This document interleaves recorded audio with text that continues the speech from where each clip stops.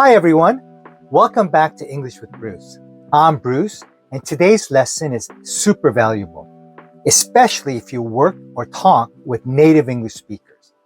We're going to talk about cultural faux pas. What does that mean? A faux pas is a mistaken behavior, something you should not do in another culture. Many non-native speakers make these mistakes without meaning to. So today, I'll show you 5 faux pas you should avoid to stay polite and professional. Before we start, please like, subscribe, and hit the notification bell so you don't miss any valuable lessons. 1. Don't stand too close. In many Western countries, people like to have personal space. If you stand too close, they may feel uncomfortable. To avoid this, use this sentence pattern. I'm sorry if I X. X is standing too close, which might make the other person uncomfortable. X is the part you change depending on the situation. You say it when you think your action made the other person uncomfortable, even if you didn't mean to. These examples show how to use the pattern naturally. I'm sorry if I was standing too close. I'll give you a bit more room. I'm sorry if I invaded your personal space. Let me take a step back.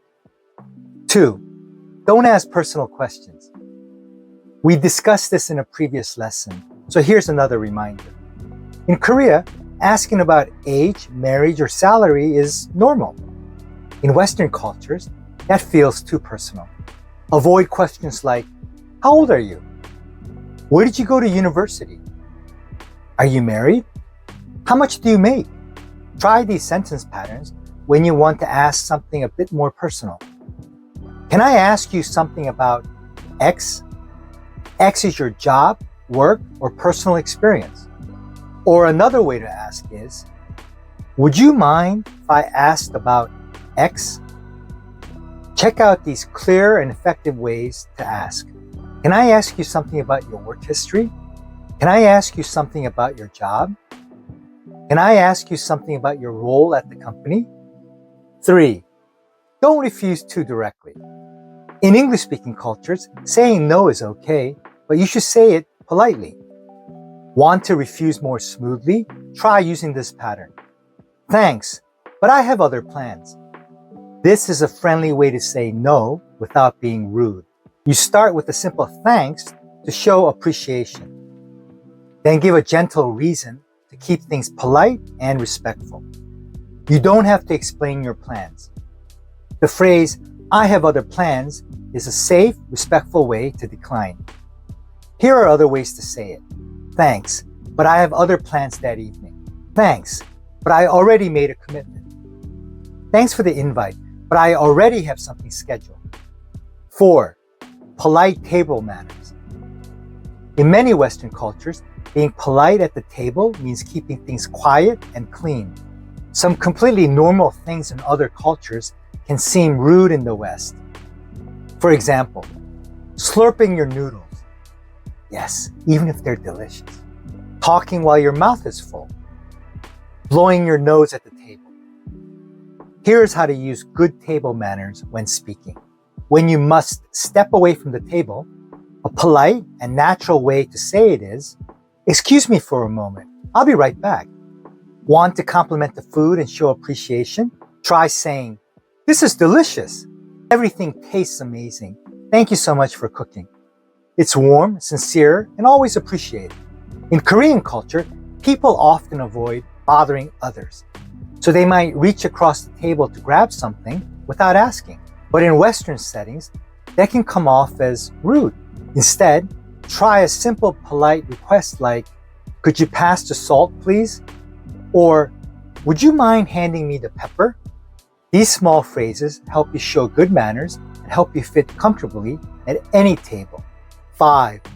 Don't take jokes too seriously. Native English speakers often use jokes or sarcasm. Even at work, sometimes it's just their way of being friendly or breaking the ice. The tricky part? It's not always easy to tell if they're joking or being serious. Yes, I get it. This can feel confusing, especially if you're from an Asian culture where business talk is usually more formal and straightforward. Sarcasm isn't part of the conversation. But don't worry, you don't need to become a stand-up comedian. Stay relaxed and smile if unsure about something. It's okay to ask or laugh along politely. Here's a sentence pattern you could start using right away. Oh, I see. You're just joking. Or, I didn't get the joke. Can you explain? Another way to express this is, oh, I didn't realize you were joking. I'm still learning. You can also say, sorry, I missed the joke. Could you explain what you meant? Cultural mistakes happen. What matters is your attitude. Be polite, be cautious, and use the correct phrases. If you follow today's tips, you'll avoid misunderstandings and connect better with native speakers. Remember, every phrase brings you one step closer to fluency. Keep practicing, stay confident, and get ready. Next week's Wednesday's lesson is coming soon, packed with more great tips you won't want to miss. If this helped you, please like, subscribe, and share with your friends. See you next time on English with Bruce.